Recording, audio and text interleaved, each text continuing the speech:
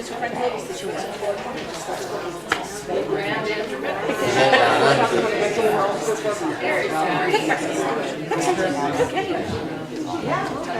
Sunday morning. Sunday, right here at the Divine Fellowship. I need to become a ringmaster. Did anybody ever grow up near a racetrack or something where they always did that? That was just so much fun. I just love that kind of stuff. Chris Economaki. Does anybody know that name? That's one of those names that, wow. Anyway, so, hi. We have fun here. You know, this is the only church in the world, and I feel comfortable saying this, that plays the Doobie Brothers, as we call the worship song. Bar none. Yes. Bar none. We've got a new calendar. Josie, where's Josie? Josie, thank you so much. She spends so much time and effort, and they come out absolutely wonderful. And you know, like this week, we always start, we have Qigong in the back on Sundays, and we have our wonderful Christopher here this morning to talk to us. The Emotion Code with Crystal is on Monday. Where's Crystal? She was right here. You moved. That's Crystal. Huh? I know, well, that's because Interchange, right there. Interchange with William and Sandra, they're not here right at the moment. But, oh, hey! Oh, for Pete's sakes! He's in the back! No wonder I didn't see him. What is this? Everybody's moving around. I can't keep track of anybody. William and Sandra do Interchange on Wednesday.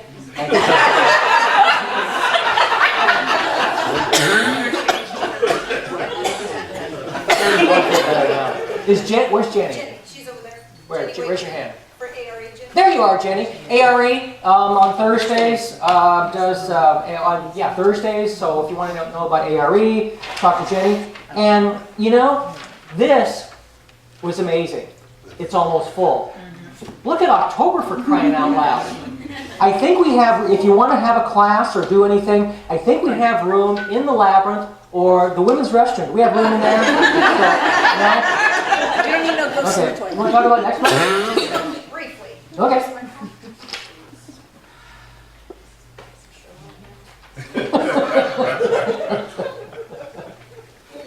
Okay, there's a ton of stuff going on. You can read it. I'm not going to go over it with you, but I do want to point out that there's a lot of first-time or only classes. May Sharif, where's May? You're right there. See? I told you. You're right. Do you have your sign-up sheets? Yes. May's going to be teaching a sign language class.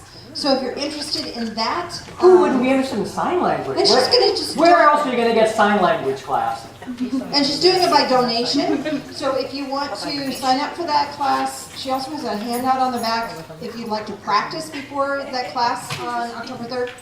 So if you want to pass those around, let her know. We've got fairy gardens coming up. Sharon, raise your hand if you have information on that. That'll be fun. I'm doing an interdimensional shift class if you want to know about that. Shannon, raise your hand. Shannon's doing a house clearing class. The I want to 8th. know about that. What else am I forgetting? There's an astrology class. Sarah is not here. So anyway, Ghostly Stories. We're having haunted tales before Halloween, which reminds me, please save your melt partners because we're going to draw happy faces or scary faces on them and put water and glow sticks in these so that we'll line the labyrinth. So we have a labyrinth walk on Halloween night.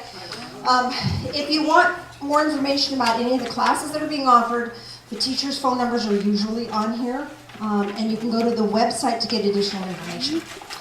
So, anything else? And there's an article on the back from our very own Janny. Yeah, very good. Thank you. The phone number isn't on there for Janice Lynch and the interdimensional shift class. Do you know anything about that? Yes, I do. It's Divine Fellowship and has a phone number. Call that one. You know, something else about these classes and everything is that, of course, Jan and I have our own careers, but you know, when she does classes here, most, if not all, of the money is given back to the church. And most of these classes from the people that are doing it, same thing, the money goes back to the church. So thank you so much for the instructors and the people that are doing this and the people that participate. Thank you. You know, this church is very, very different. Oh, you know that, right? Okay. Yeah. If you ever come here expecting a regular conservative Christian, there is that spot, There's a conservative Christian spot. See, Christopher remembers it's right there, but you'll notice that none of us ever stand there. And so, but occasionally, yeah. So where in the heck was I going? I know. So we don't guilt anybody into giving money to the church, because of course Jan and I have our careers, and but 18 years and the church has never wanted, so it's always been enough. So thank you. Hey, tonight, harvest moon, big super moon, and a blood moon all at the same time, meaning that there's a solar eclipse. And of course the reason it has the color is because the sun's over there and the moon will be rising in the east. Okay, wait a minute. Yeah, that's east from here. Yeah. So it'll be rising in the east around 6:30. The full eclipse around 7 o'clock, between 7 and 8:30 tonight. Should be clear, should be gorgeous out. Take a look. And also, it's not the perigee, it's apogee. Thank you, Dave. Oh, boy, smart people here. Thank you. It's the apogee, where the moon is the closest to the Earth. So it's about 30,000 miles closer than it would normally be. So it's going to appear a little bit bigger, about 14 to 15%, somewhere in that area. But yeah, very, very cool stuff. And it will happen. It hasn't happened in 33 years, and it'll be a few more years before it ever happens again. So we do have a couple patron saints by the name of George Carlin and John Lennon. And John says if everyone demanded peace instead of another television set, well then there'd be peace. Cool. And George, equally as insightful, I don't have a fear of heights. I do, however, have a fear of falling from heights. Yep. And of course, we're always on YouTube, so if you miss the services or just want to kind of get a little bit here and there, all of our services are on YouTube. Hi, YouTube. We have viewers all over the world, which is just really kind of tricky for me to say, but we do. That's the farthest. Would. Right now, Australia, yeah, that's the farthest. We have Australia now? We've had Australia for like 6 months now. Cool. Love Aussies. Hi. Love kangaroos, wallabies. Yeah. They still have Ford Falcons down there, so I'm a car nut. What can I say? Words, like eyeglasses, though, blur everything that they do not make more clear. Wow. You gonna do that again? Yeah. Words, like eyeglasses, blur everything that they do not make more clear. The time to stop talking is when the other person nods his head affirmatively but says nothing. And tact is, after all, a kind of mind reading. After all.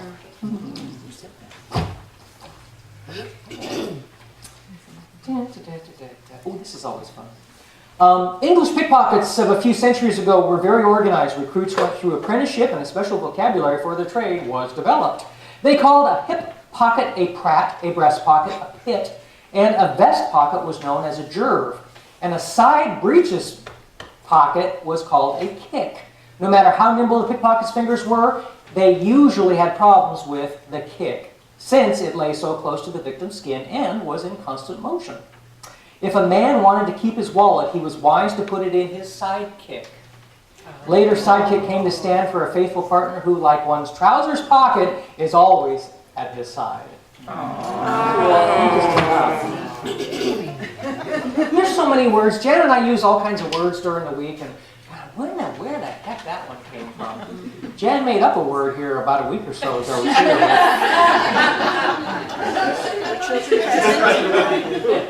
I'm not going to share it. But it was a new word. Brand new word. Leonardo da Vinci would write with one hand and draw with the other simultaneously. I know. He always wrote backwards so that one could only read his writing with a mirror. Sometimes I wonder about this stuff. It's like, is that really true? Yeah, And it is. I mean, part of it is, and I've heard it before, but it is pretty doggone amazing. But you do have to be careful what you read. I read something here a couple of weeks ago It was words that were made up and, anyway. Long story short, I made sure that every one of them was correct before I read it because I just try to do the right thing if I can. And I did not read the very final statement because it was a very politically motivated statement. So I deliberately did not do it regardless. But I did go back and actually look, and all the premise that they had set up with all of these words and everything that were absolutely true, the last one that they tried to make their point with was absolutely not true. It was a lie. And yet, if you didn't pay attention or just went, oh yeah, that's true, that's true. Oh, cool. Oh, really? Careful, careful. Where is, Debbie Food Drive. You want to talk about it? Yes. Okay. I know you were shocked because it's like, Phil's actually calling on me and he actually knows what he's talking about. Okay, as most of you know, we do have a parishioner, if that's what we want to call her, that is having a lot of problems. In May of last year, she broke her neck because she was rear-ended while the person was texting and ran into her, totaled that car. So she has another car, and she does get around. She's had surgery on her neck, and she still has a pin that will probably be there indefinitely. Now she's faced with having surgery on her back because she has 3 discs that are fractured and compressed. So she's having a lot of issues, and she really needs some help. Groceries, she has had no income for 14 months, so she's hurting. And so I'm doing a food drive. If you have fresh food, canned food, if you want to do a gift certificate, whatever you want to do, I'm going to make arrangements to get with her this next week. If you have fresh food, post it on Divine Fellowship, and I will make arrangements to come and get it. And other than that, if there's anything that anybody has questions about. Oh, and she does have chickens, and she has a dog, so... Chicken scratch. Chicken scratch, yeah. Yes? Any known food allergies? None that we know of. Yeah, she's fine that way. The only other thing I wanted to remind you about are recipes. I'm still collecting recipes. So we have a Divine box back there to put recipes in, and I'll pick those up and get those into the cookbook that I've started. So, or you can email it to me. I think most of you, it's Frisky Nana. Please don't comment. At charter.net. I know. I got some recipes from Miami. No way, really? Yeah. Wow. Email. Yeah. We've got several people from Miami and back east that watch us. Yeah? Yeah. I've gotten emails. Wow. The will of God never takes you to where the grace of God will not protect you. We don't change the message changes us. And you can tell how big a person is by what it takes to discourage them. Darn it.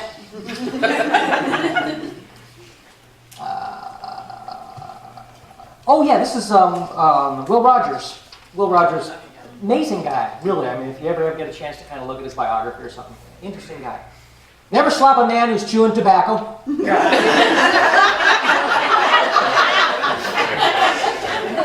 Never kick a cow chip on a hot day.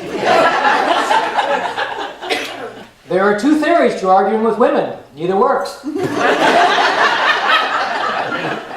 And never miss a good chance to shut up.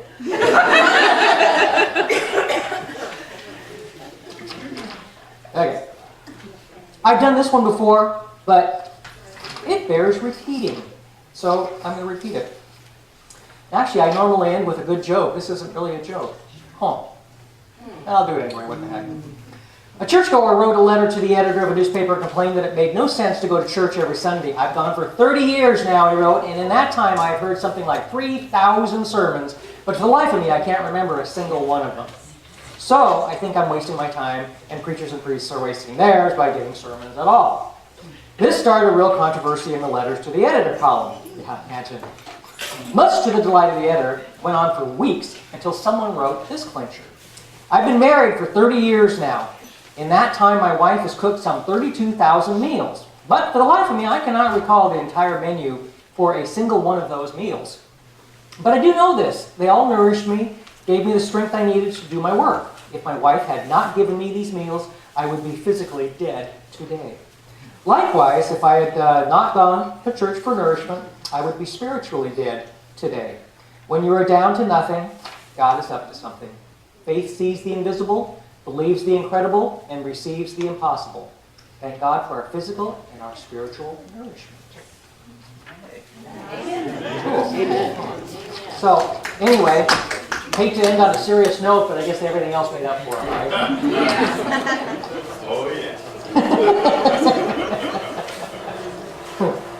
We're going to sing a song about angels. How about that? And if I recall right, pretty sure I'm right. Angels Among Us.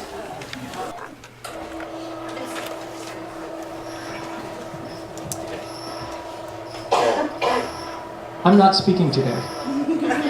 That's a good thing. That's a good thing. We do have the comeback kid, though, who's going to talk to us today. So, is that okay? That's one of your new nicknames? So, one of the ones I can repeat, at least in front of people. So, the comeback kid, get up here.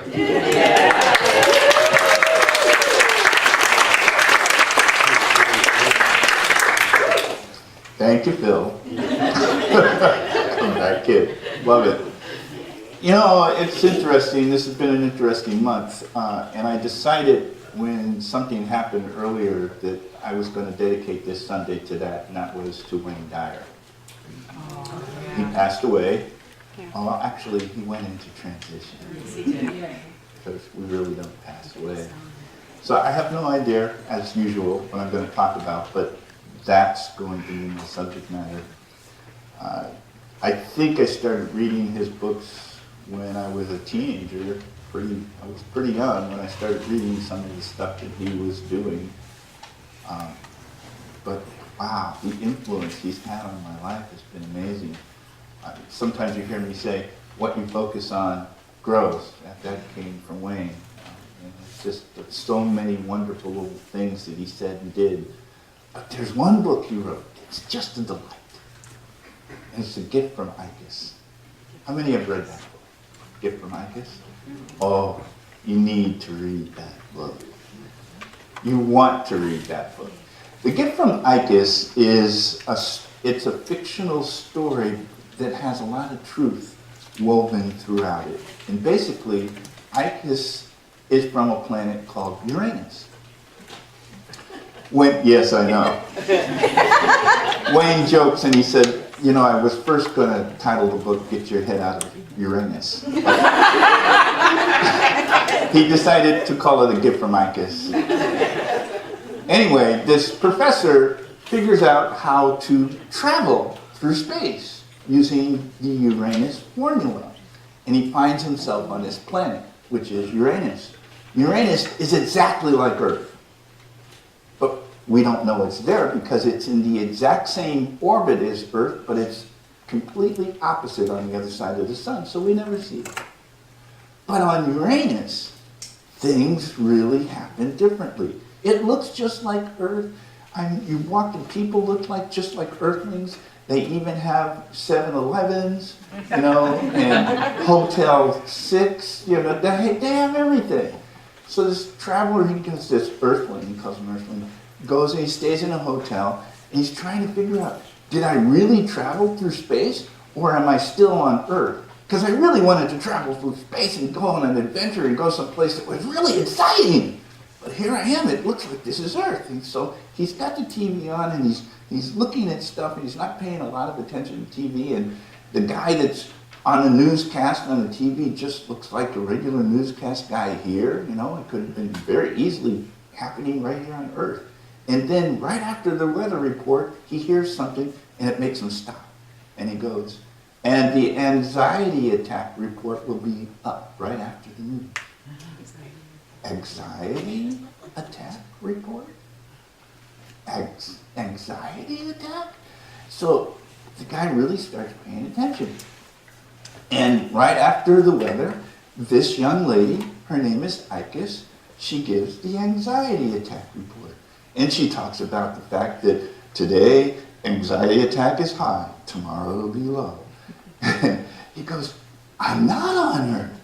I'm not. This is really interesting. So he goes and tries to find out what's going on and decides he's going to talk to Icus.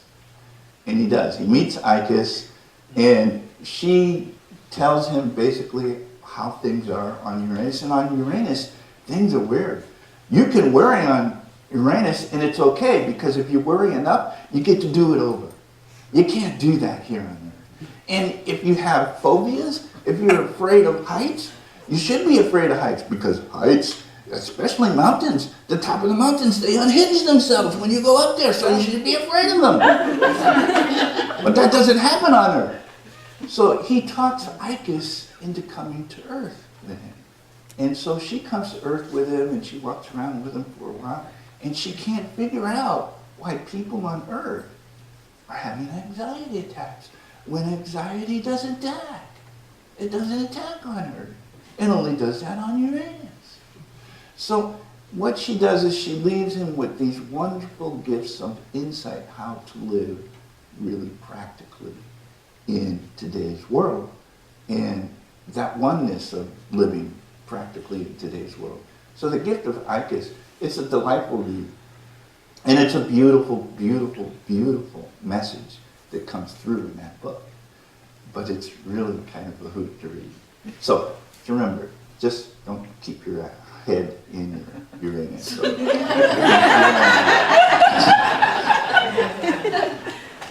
I love it when she laughs. So Wayne Dyer, truly a very gifted soul, very gifted soul. There's been a lot on the internet about his passing, and a lot of things going on. I haven't looked at too many things on the internet. I know that he's written more than 50 some odd books. I was going to try and figure out how many there was, but as usual, I don't really prepare when I come here, and I just don't. Well, I know he wrote a lot of books. So, but yeah, it's over 50 easily. One book was really interesting. When he had moved to Hawaii, they were talking about what kind of picture they were going to put on the cover of the book. And while I was standing there talking, a butterfly landed on his hand. And his marketing guy says, "Oh, that's the perfect picture." But he said, "We got to go get the camera." So Wayne's standing there on the big beach with this butterfly in his hand for well over an hour. The butterfly never left until after the picture was taken. So, just all of these wonderful, magnificent things had happened with this particular gentleman. But his heart was so big, and his love for everyone was so huge. If you saw any of his talks during the later part of his life, he wore a sweatshirt, and on the sweatshirt was one word: love. That was it. Love. He had really gone full circle and found out so many wonderful things. Even went and read the Tao Te Ching, which is to my heart, the Tao Te Ching, and wrote a book comparing each one of the 81 segments of the Tao Te Ching with his own thoughts. And it's a wonderful read. But to really, really understand what he was about being real, being honest, and about helping people. I remember the little story he told about the woman that was waiting for a train, and she had bought some cookies and had set them down, and she's sitting next to a man, and he reaches in the bag and eats a cookie. She goes, so she reached in the bag and ate a cookie. And this was going back and forth, and finally there was only one cookie left, and she reached in and she ate it really quick, and she was thinking, "Wow, how can this guy do this? My cookies, I never gave him permission to eat my cookies." He was eating the cookies, and he got up and left, and he wished her a good day, and he went and caught his train, and she's sitting there waiting for hers, and then she realized, oh, here's my bag of cookies. She was eating his bag of cookies.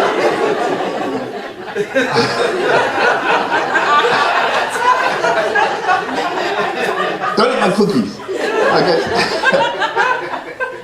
But his approach to how he did everything, and some of the people that he brought to us, he brought to the stage while he was speaking, a lady that had gone through some horrendous things, and she shared her story, and it was just really wonderful. He brought his children to the stage, and they sang songs, and his daughter went through something, and she really got on the other side of it just because of the way she was thinking, and so she wrote a little book about it. So there's some books within the Dyer stuff that his daughters have written. It's just amazing. One of his daughters has a beautiful voice, and she sings and sings at his shows. He put together a group of people and took them on a trip, if you will, and he went to the Holy Lands and he visited some of the holy sites, and he was able to give lectures in some of those places. And he just really opened the doors, if you will, to life to every single person he came in contact with. Every single person he came in contact with, he did that. It was just a beautiful, beautiful man. I can remember in my early days when I was thinking about, gee, I think I want to be a speaker. I like doing that. I really do. And I had written a letter to Wayne Dyer, and we got an answer back. And it was really kind of interesting because there are so many people that were tapping into his energy and his way of life and what he was doing, and yet he would always take the time to respond back. He always would respond back. Just amazing. And then, of course, when he got involved with Hay House, and so I would listen to some of his talks there. Just really a delightful person to talk to. It would be like having a good friend that you've grown up with all your life. And you could call and talk to about anything that was on your mind. And he would take the time to listen to you and help you through whatever that was. Just an amazing person, amazing. I could go on and on and on and on talking about Wayne Dyer, but the impact that he left was huge. What I really want to say as I'm talking about Wayne, you have the same kind of impact, every single one of you. You might not realize it. You might impact one person, that's enough. That's enough. If you can change the course of one person's life, you really don't change it. You're just modeling. They have to change it. We can't fix anybody. We can't change anyone. We can't really tell people, this is not what you do, this is what you... They have to do it themselves. You model. You model. You model the behavior you wish to see in the world. Model the love that you wish to see in the world. If Wayne said something, it was really interesting. He remembered when he first realized the connectivity that we all have and the oneness that we all had. And he cites his grandmother. And he remembers his grandmother took care of all of her children. She changed their diapers, she fed them, she would mesh up their food, feed it to them when they were infants.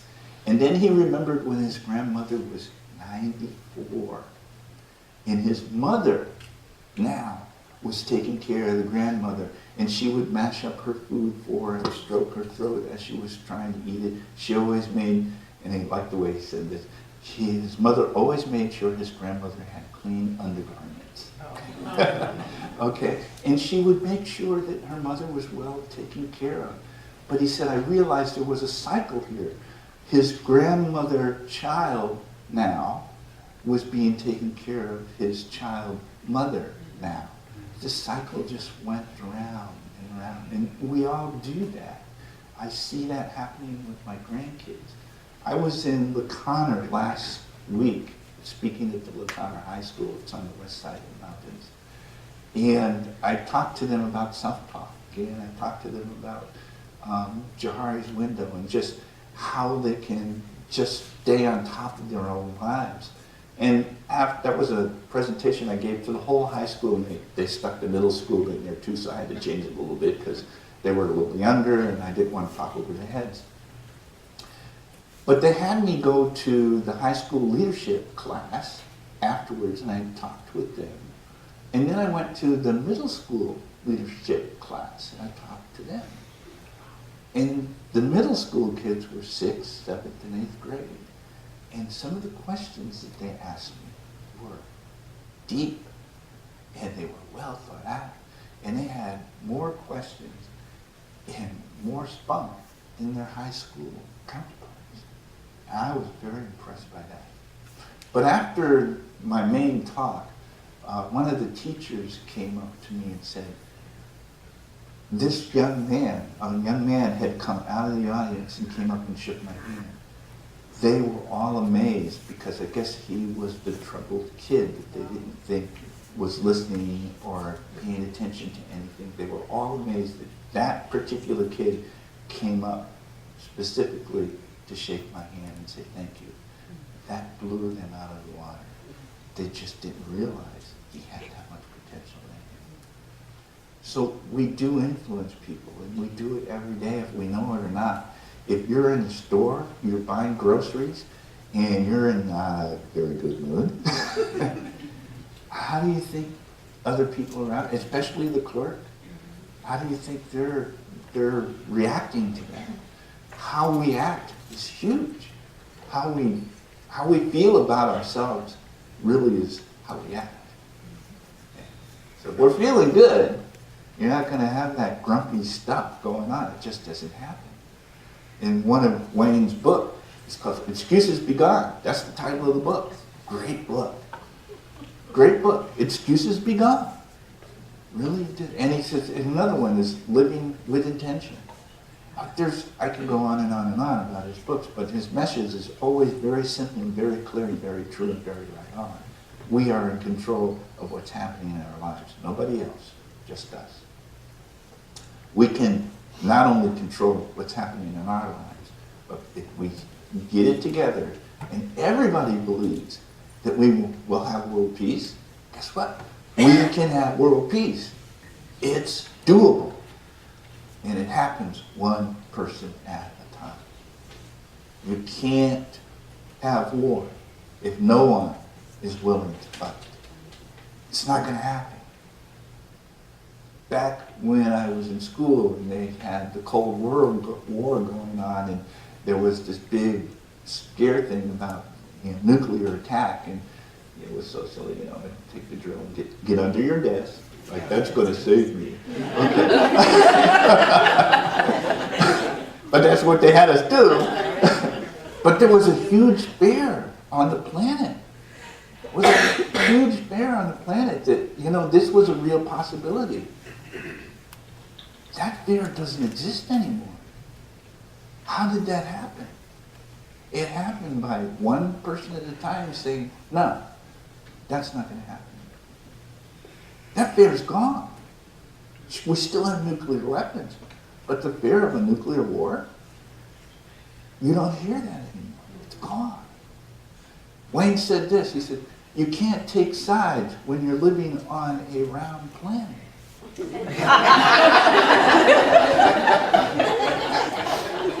You can't. He was so wonderfully practical with how he delivered his message. And he always would read a letter or two from some of his readers, and they were always spot on about changes that had happened in their lives just because of something they've heard him say or something that he wrote that they read. And it made all the difference in their life. You have that same power. You all have that same power. Something that you say to someone, something that you pass along, maybe it's just a smile, not getting upset at people in traffic when they go through red lights. Okay? That all counts. It makes a difference. You have that power. Don't ever think you don't, because you do. You do. You're powerful beings. And we're all part of the one being. All of us. So, as I came in here, I was talking to Valerie, and I said, I think I'm going to dedicate this Sunday to Wayne Dyer. I said, I don't know what I'm going to talk about, but that's what I'm going to do. And she says, oh, did you see at his funeral, whatever? She said on the water when they did the ashes and whatnot. Awesome. Really? Yeah. Awesome. Perfect. So we can do that, yes. Yeah, we can do that. Are you ready, Phil? Mr. Phil. As soon as I found it, I lost it and I can't find it again. I've been looking. Oh, he's still looking. All right, let me know when you find it. See, there's angels among us, I tell you. Which, when Phil played that song this morning, I'm sitting here, and truly, one of the things that Wayne went through, he had leukemia. So he went and saw John of God, who's in, I believe, in Brazil. And went through some stuff, and he got cured of leukemia. Well, he had John of God helping him. I have the prayer warriors helping me. I don't have to go to Brazil. I can stay right here.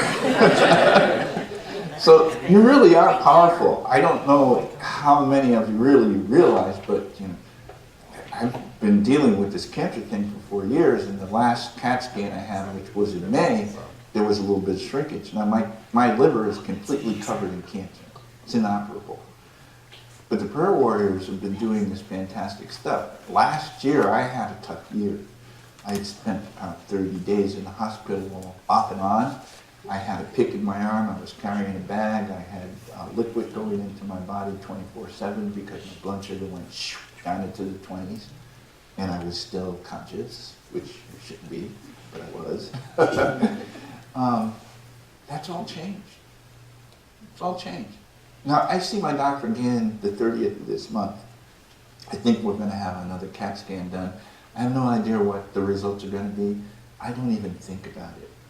I walk around as if I don't have cancer. That's how I feel. Thank you.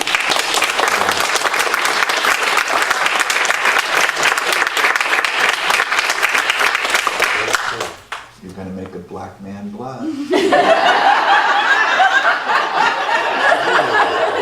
Okay. That's not easy to do.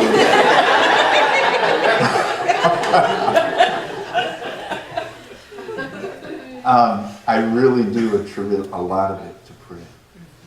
I have a really positive attitude myself, but I attribute a lot of it to prayer. I know it works. There's no doubt in my mind. And I know that we're all connected. I know we're all one. And that's really the gist of it. There is no super hidden formula on some high mountain top that you speak to this certain person and you get the secret word so that you know everything there is to know. You already do. You already do. You don't have to go on some journey. It's just rediscovering who you truly are. That's what this journey really is about. Just rediscovering who we really are. And it's an amazing, amazing journey to be on.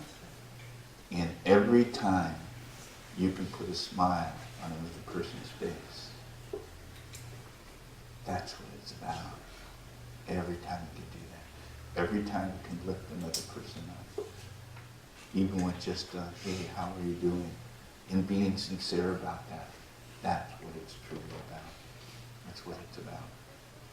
There's a lot of naysayers in the world. But in my mind, we've got, 8 billion plus souls running around on the planet. There's probably 7.9 billion of them that are positive people. There might be 1.1% of all the folks that are here that are the naysayers. when you really get down to it, that really are struggling and don't get it. We outnumber them, big time. And we can make big changes, and we will. One of the things I told to both of those leadership classes that I spoke to last week was the fact, and I said, you're young people, and then I'm talking to 6th, 7th, 8th grade, I said, you're young people. I said, the next 4 or 5 decades are on your shoulders. I said, I don't know. One of you could end up being the President of the United States. They all got a kick out of that. But it's true. Somebody's going to step into that. Somebody's going to step into all of the different positions that we are looking at too now. It's amazing, but the young people are our future. The middle-aged people they're bearing the brunt of it right now. Us older folks, we're smiling, going, yeah. Yeah. You know, I closed my office last Tuesday because I couldn't keep going in all the time. I was really having a hard time last November. Did I say Tuesday? Yeah. Okay. Last November I closed it.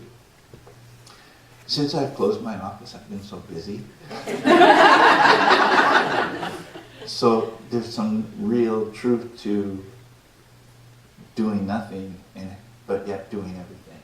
And I've been speaking and busy and coaching and doing all kinds of stuff like crazy. It's just amazing. I don't even put half of it on my Facebook page.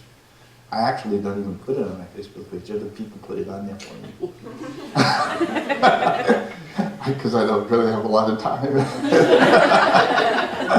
to do that kind of thing. So what I wanted to get across to you this morning is that every single one of you are magnificent, beautiful, spiritual beings. Don't ever think yourself different. Don't ever put yourself down. You're a miracle. You're a miracle walking around. You really, truly are.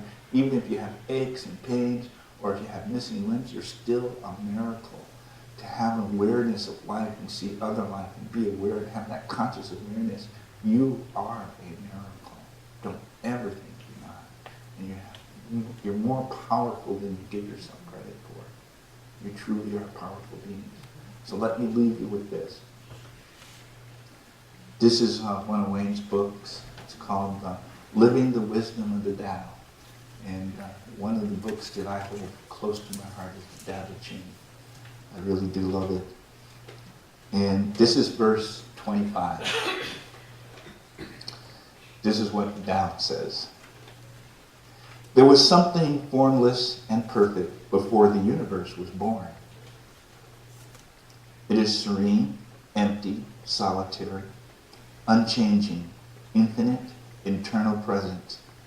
It is the mother of the universe. For lack of a better name, I call it the Tao. I call it great. Great is boundless. Boundless is eternally flowing. Ever flowing, it is constantly returning. Therefore, the way is great. Heaven is great. Earth is great. People are great. Thus, to know humanity, understand the earth. To know the earth, understand heaven. To know heaven, understand the way. To know the way, understand the great within yourself. Namaste. Namaste. Normally,